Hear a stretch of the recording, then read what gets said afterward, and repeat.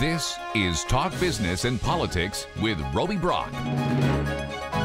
Welcome to the program. I'm Roby Brock. We are glad to have you with us. I am joined by Chris Cline, Senior Vice President and Group Executive for the Global Products Division at FIS. Did I capture all of that in your title? That's correct. And you are a couple more words, but that's good. And you are heavily involved in the FinTech Accelerator, which is going on at the Venture Center in downtown Little Rock. It's been a smashing success, year 4. Tell me why FIS sees value in this. Yeah, absolutely. So last year we celebrated our 50th anniversary of delivering and making our customers successful.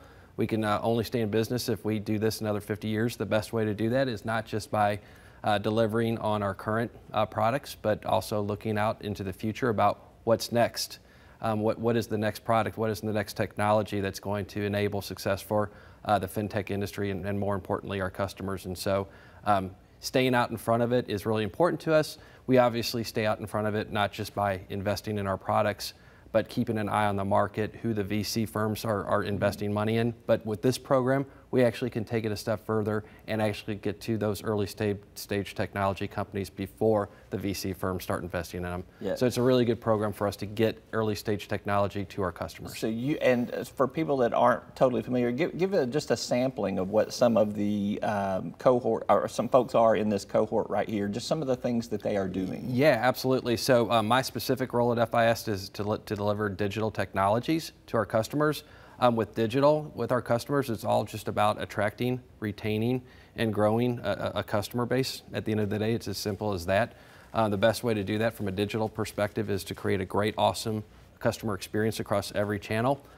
Digital onboarding is one of the customer cohorts, and no matter how much you can create a great process to onboard a customer through the internet or through a branch onto the system, it's all about gamification and growing that, making that customer more attracted to the bank. And so digital onboarding is one of the cohorts this year that I'm very interested in that they figured out a way to go ahead and get a customer that's onboarded more involved and sign up for the services at the bank to make it a more sticky experience to ensure they're there well beyond the time that they enroll in the bank. You have been around this FinTech Accelerator for a couple of years now. As I indicated, this is year 4.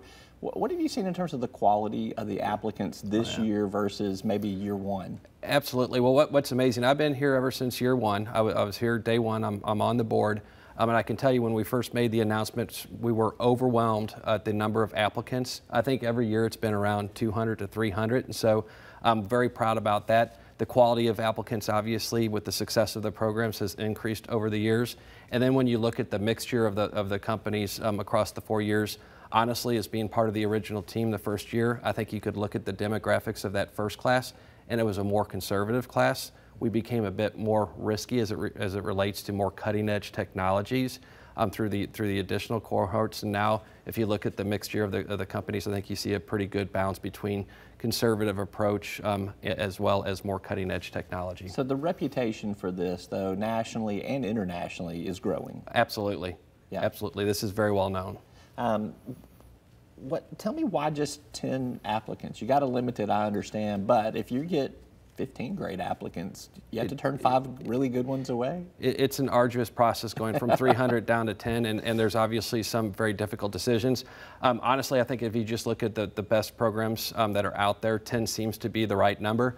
I remember the first year, the folks that had done an accelerator before, as we're executing the first year, I was always nervous around every milestone, and when Lee Watson told me, well, hey, we got our 10, this is the right number, Chris. You don't want any more than 10 because it's too many, any less than 10. You know, typically they drop out through the course of the program, and I thought, I never thought of that. They would drop out through the course of the program, but the fact is this has been a high quality program, and every year the 10 companies that have come in have graduated, and I think that's a great representation of the quality of the program. So this late year 4 class has graduated. Where will those participants go next? Okay, they're going to go all over. One thing where they'll go, there will be a few of the companies that actually get a stronger relationship, a more official relationship with FIS. Just like a company 2 years ago that graduated, I just signed a contract last week that had their services in it, so that represents that they go from a demo day actually into the FIS ecosystem and deliver value to our customers. But these particular cohorts, well, some of them will partner closely with FIS. Many of them will come back to our company's conferences, to all of our markets here in North America as well as across the globe, to go present their value proposition in their company. All right. And we say this is year 4 for FIS being involved in this. Will there be a year 5 with FIS involvement? Why would you ever stop a good thing? In business, if you have a good thing going, you always continue. So absolutely, we're looking forward to year 5. All right, Chris Cline, thank you very much, and congrats on the success of everything. Thank you very much, Roby. I appreciate you having me. You bet. That's all for today's program. I'm Roby Brock. We will see you next time.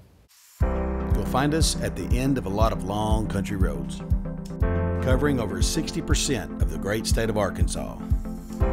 Our 17 electric distribution cooperatives are working day and night to provide reliable, affordable power to over 500,000 homes, farms, and businesses, just like yours. The Electric Cooperatives of Arkansas, your local energy partners. Each day, the promise of our nation begins again. Arkansas and America, moving forward.